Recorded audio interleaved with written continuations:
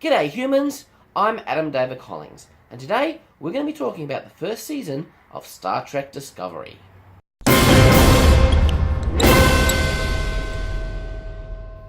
So I'll tell you right up front that I enjoyed this series. It did have some flaws, and I will be talking about them later on, but for me overall this was a positive experience. Now, I'm going to go into some minor spoiler territory here. I'm not going to give any major spoilers. I figure if you're a die-hard fan, you've probably already seen the show anyway, and if you're just kind of casually thinking about whether you want to watch it, the couple of minor little things I'm going to say are not going to be a big issue. So I was really anticipating this series when it was first announced. TV had changed quite a lot since we last had Star Trek on TV.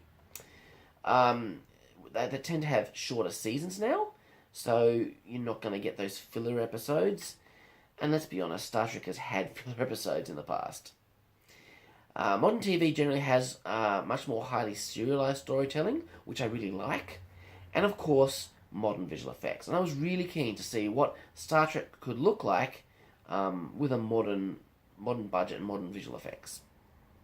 Now, when you watch the show, the first thing you notice is just how beautiful it looks. The CGI, the set design, the costumes, the fact that it's shot in high definition, the show looks fantastic visually. I quite liked the new uniforms. Setting aside anything about canon or anything like that, visually I think they look really cool. I think it's a logical progression from the Enterprise uniforms through to the USS Kelvin, which did exist in the Prime Timeline, through to Discovery. And it kind of works as a pre-TOS uniform apart from the cage. And of course, we'll see what they do with that in Season 2 anyway. So, yep, the uniform works, no issues there. I especially like the captain's uniform, where they've got the extra bit on the shoulder, and then the admiral's uniform, which has got a little bit more again. The admiral's uniform is probably my favourite of all of them. So Michael Burnham is the lead character of this show, and she's an interesting lead. She's got quite a character journey from tragedy in childhood through to growing up on Vulcan and almost becoming like a Vulcan, and then gradually rediscovering her humanity as she goes. And added to all of that is the extra arc of her mutiny early on, and then her kind of gradual road to redemption. So, yeah, some good character development for her across the series. This is the first Star Trek show to actually have a protagonist that is not the captain. This was an interesting idea.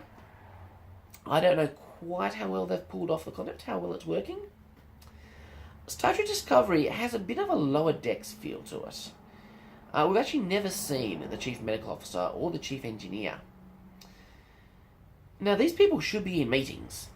They don't have to be the focus of the show, but they should be seen. So, there's an awkwardness there. I think that Brian Fuller had some clear ideas of what he wanted to do with Michael Burnham's character. But then when he left the show and new showrunners took over, I'm not sure they quite knew what to do with her or how to tell a Star Trek story with a non-captain lead. Star Trek has always been an ensemble show. The original series was a little bit different. That was basically a trio of Kirk, Spock and McCoy, with Kirk being a clear protagonist among the three. Sometimes the attempts to make Michael central to the story felt a little bit forced. Saru is awesome. Right off the bat, he was one of my favourite characters on this show. His look is really cool with the makeup, and they give the actor special shoes to suggest that his species has hooves instead of feet. So that gives him kind of an awkward gait as he walks, and of course he's a lot taller than everyone else.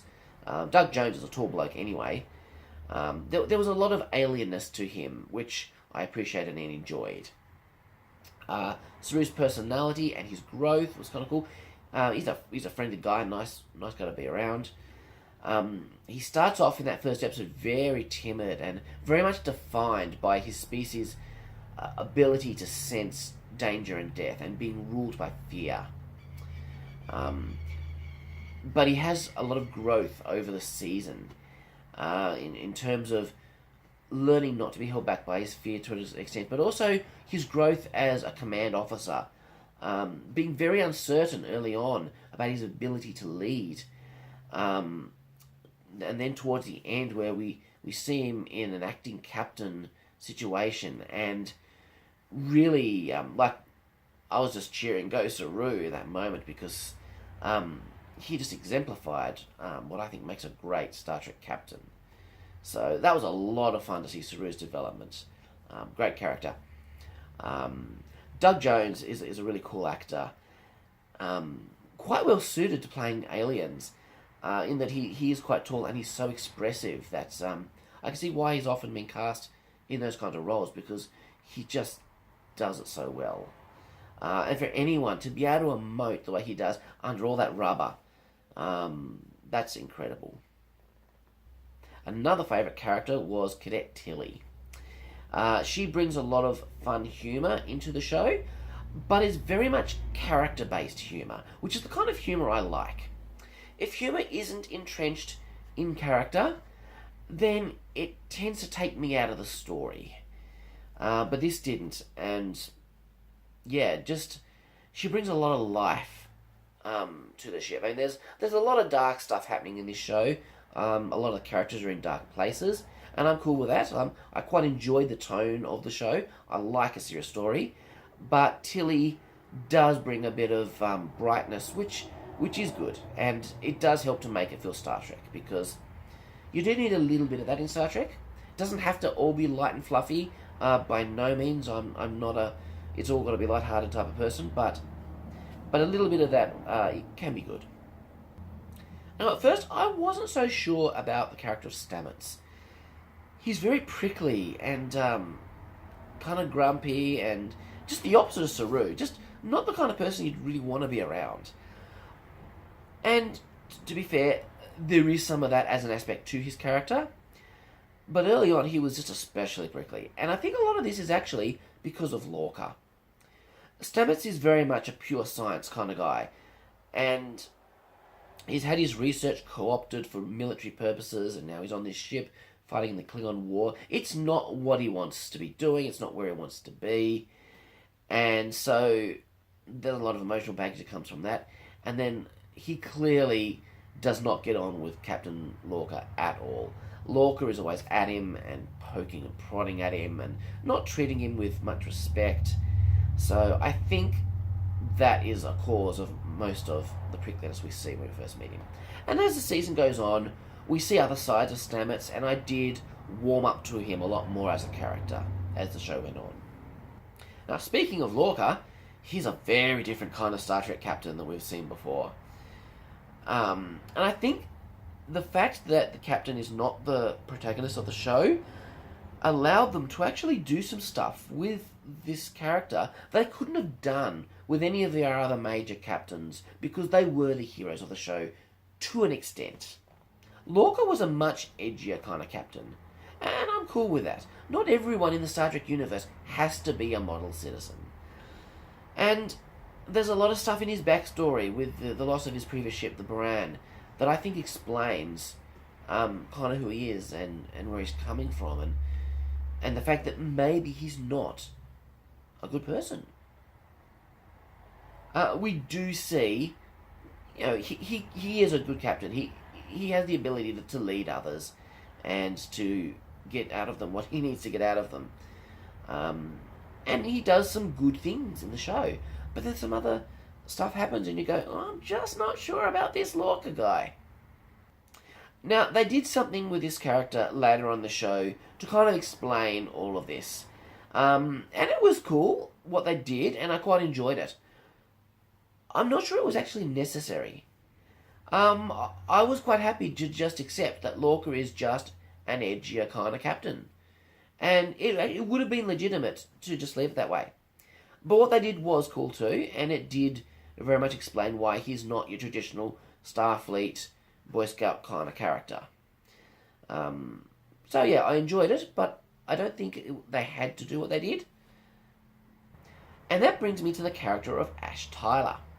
Now, the writers explained that they were going to use this character to do an exploration of post-traumatic stress disorder. This guy had been a prisoner of war held by the Klingons, and he had a lot of stuff to deal with as a result of that. And when I heard this, I thought that was great. I thought, this is going to be a really in-depth, serious exploration of this very important topic, and I thought that was cool. What they ended up doing with this character, again, was they took it in a twisty direction, and they did something different. Now, in a way, I felt that what they did there detracted from their original, what they said about exploring PTSD. And I thought that was a real shame. Now, what they did, again, was interesting, and a lot of cool kind of things have happened from that. But, I felt like I didn't get that exploration of PTSD that we were promised. Alright, so let's talk about the plot of the season. There are two main plots going on in Season 1 of Discovery. There's the Klingon War, and then there's the Mirror Universe plot. So we'll talk about the Klingon War first. Now, you hear grumbling from some Star Trek fans saying, Star Trek is not about war. Why are they doing war in Star Trek? Now, of course, Star Trek can and has done war, and it's done war very, very well. And for that, I'll just direct you to Deep Space Nine. I don't think they handled war as well in Discovery as they did in Deep Space Nine, which kind of raises the question, why are you going to do something we've already done, but not do it as well? The resolution to the war plot was kind of weakly done, I thought. The last two episodes of the season had issues. I don't think either of them were great episodes. They had a lot of problems, and it was a fairly weak resolution to the whole thing, if I'm honest. That said, we did get some interesting stuff coming out of the war. We got some interesting characters like L'Rell, and that has continued to move on in interesting directions. So the Mirror Universe, I thought, was a much better plot than the Klingon War. Now, the Mirror Universe itself is a bit of a silly concept, really. The idea that an alternate universe where pretty much everyone, carbon copy, is there, the same people are all alive, which means their parents must have married the same person, and it's very similar but just a bit different and a bit darker. It's a bit absurd, really, if you start thinking about it logically, which is why there's always been a bit of a kind of a comic element to the Mirror Universe. Now, what they did here, they portrayed it in a dark and sinister way that I found very emotionally believable. So I thought that was a really cool take on the Mirror Universe. Yes, it's a silly idea, but they really did something with it, and they took it seriously, and it was cool. And there was a really epic finale to this particular plot arc, where the Klingon War ended weakly, the Mirror Universe plot ended really strongly, I thought. Now, some fans felt that they lingered a little too long in the Mirror Universe. I don't agree with that personally. I like the fact that they took their time. In previous Star Trek shows, they may have spent an episode or maybe a two-parter. But, we basically spent half the season in the Mirror Universe. And that was a bold thing to do, certainly bold by the old-fashioned standards. Not so much by today's TV standards. But I like how they just took their time, they delved deeper, and they really explored that story and did stuff with it. Alright, I'm going to talk about some favourite episodes now. Starting with an episode called Leafy. Now, this is really interesting because I credit this episode with really making a significant contribution to deepening the character of Spock, his arc, particularly the arc of his relationship with his father, Sarek. Now, what's interesting is that it really adds something to that arc, and Spock does not appear in the episode. I think Leafy really nicely bookends that whole relationship. So we get some backstory that really explains what's going on between Spock and Sarek, and the reasons for it. So now you can look at this from Leafy through to Journey to Babel, and then on to Star Trek 2, 3, and 4. It's just this really nice arc that goes from beginning to end, and they've just closed it off so well. So I really credit Leafy in adding to the Star Trek mythos. I think this episode was the first time they really did that. On the other side of this episode, we have some interesting character stuff going on with Lorca, some development of his character, and it introduces Admiral Cornwell and the relationship that she has with Lorca. Some really cool stuff, some pretty dark stuff there. There were times watching this half of the episode, I almost felt like I was watching Battlestar Galactica.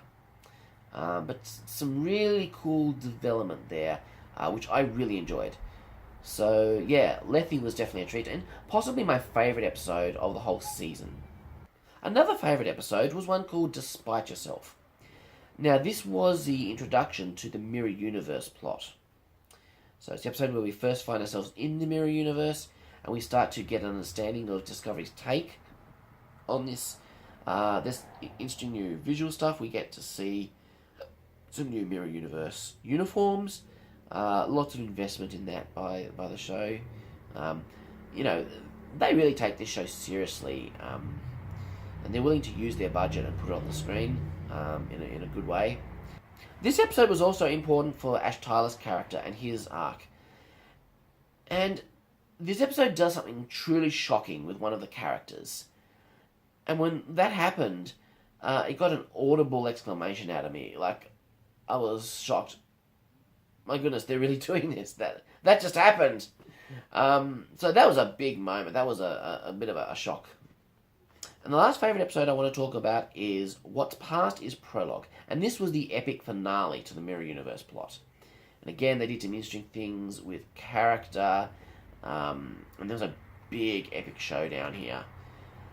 Now, I think I credit this episode with really selling me on the design of the USS Discovery. When we first saw Discovery, I just wasn't sure about this ship. It was actually the first time I've watched a Star Trek show and actually found myself not liking the ship. But it did slowly grow on me as the show went on. And I don't know, seeing Discovery in battle really sold me on that ship, and I really came to appreciate Discovery, I think, in this episode. Now, we can't really talk about Season 1 Discovery without talking about the Klingons. And boy, did this stir up some controversy amongst fans. I'm sure you've heard it. I had very mixed feelings about the new look for the Klingons. It was a pretty significant redesign.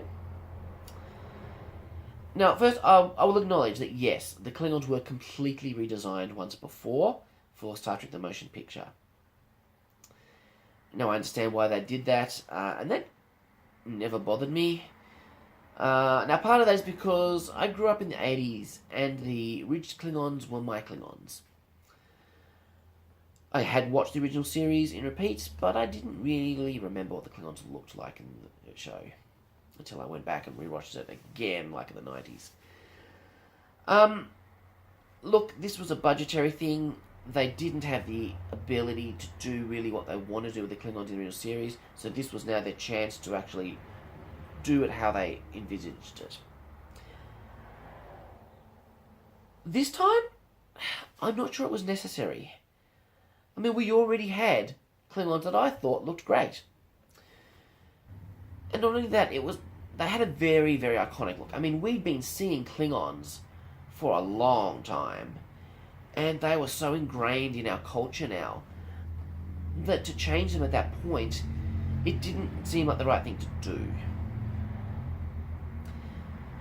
That said, visually they did look pretty cool. Now, I did like the elongated head. It gave a sense of alienness to the Klingons. Made them feel more than just a person with bumps on their forehead. So I do credit that. And they did look good in the HD with the more details in the makeup. I wasn't a fan of bald Klingons.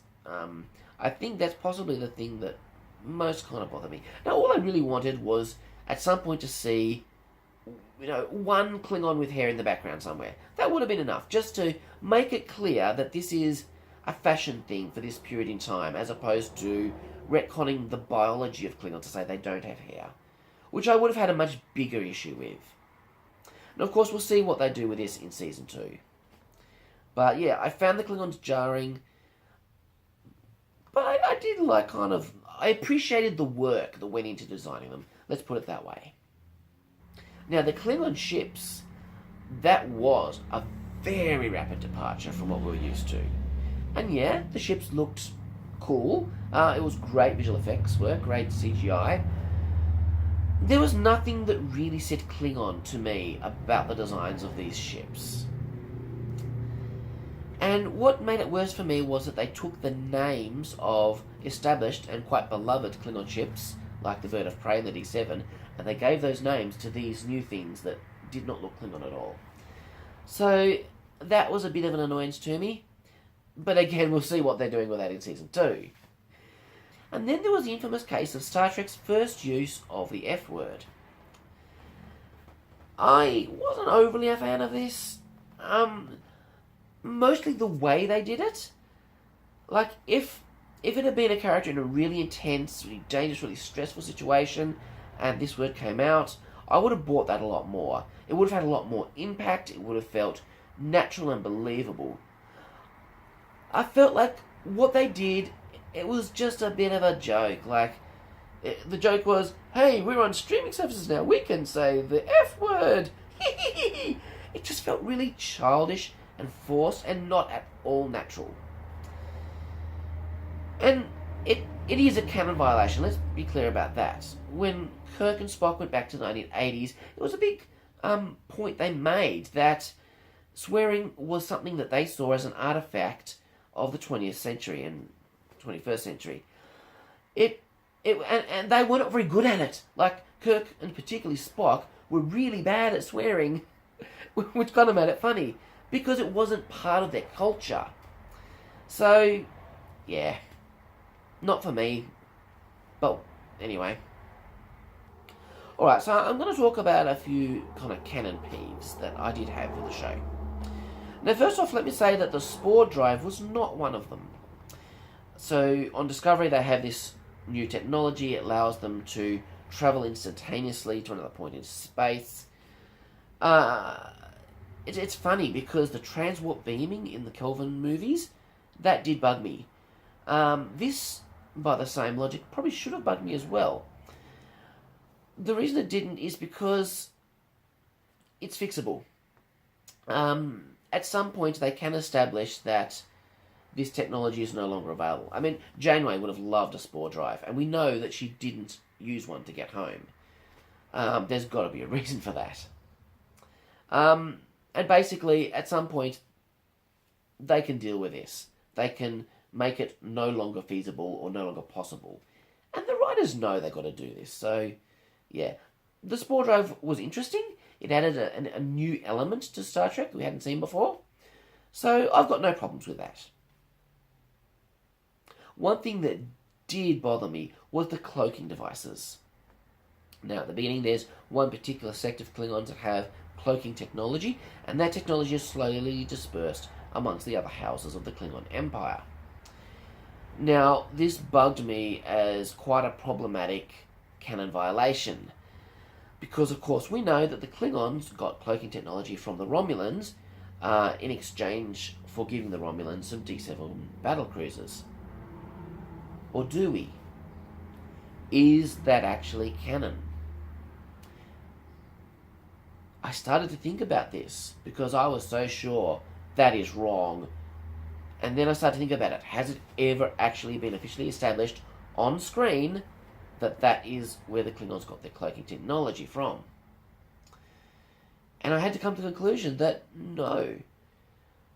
The episode, The Enterprise Incident, doesn't outright say that the Romulans have given the Klingons cloaking technology in exchange for these ships. It may be somewhat implied when you look at the overall show, but it's not explicitly stated there. It is explicitly stated in the Star Trek The Next Generation Technical Journal, but that's not on-screen canon.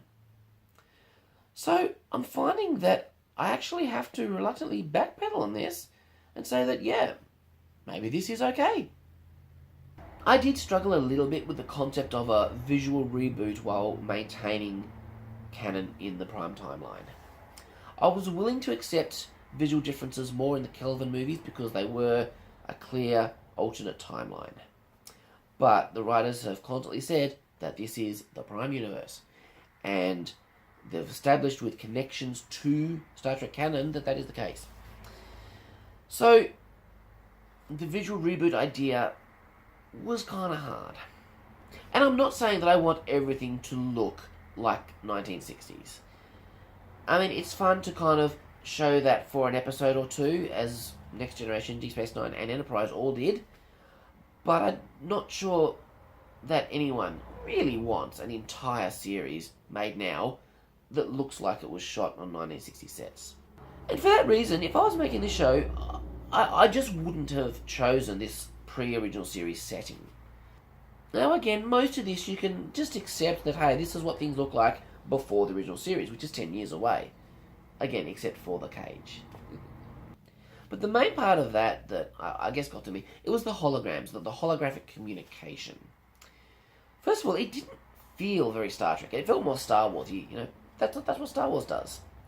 We know that they didn't really start using holographic communication in the Star Trek universe until Deep Space Nine. And even then, it didn't really take off. That view screen is an iconically Star Trek thing. And I did feel its absence with all these holograms. But more than that, the way they did it, it just didn't make a lot of sense. In the first episode, Burnham is talking to a holographic Sarek. And he's walking around her room, and then at one point, he sits on the corner of a desk. That's absurd. That's really silly. Are we to believe that back on Vulcan in his house, there happens to be something in the exact same spot as her desk, and he happens to sit down on it? That's silly and not very logical. And frankly, I'm not sure that Sarek sitting on the corner of a table while he's chatting is a very in-character thing for him anyway. He's too stiff for that. So the way they did holograms was not logical, and it just didn't make a lot of sense to me. So yeah, that bothered me somewhat. And again, Season 2 does a lot of backpedaling of things where they've realised they've gone too far on certain aspects. Now, there's plenty of other little canon pet peeves that I could nitpick, but I don't want to do that. I've talked about the main kind of things that stood out to me. But enough negativity. As I said, overall, I had a positive reaction to this show. I really enjoyed Season 1 of Star Trek Discovery. It had some really good moments. I've talked about my favourite episodes. When it was good, it was really good. Most Star Trek shows take a couple of seasons to really get on their feet. I didn't think that was going to be the case this time around. I mean, in a modern TV setting, you can't afford to take 2 seasons to find yourself. You've got to get right on the ball from the beginning. And there were some, as I've said, backstage things which did cause some issues. But despite that, they still managed to pull off an enjoyable Star Trek show.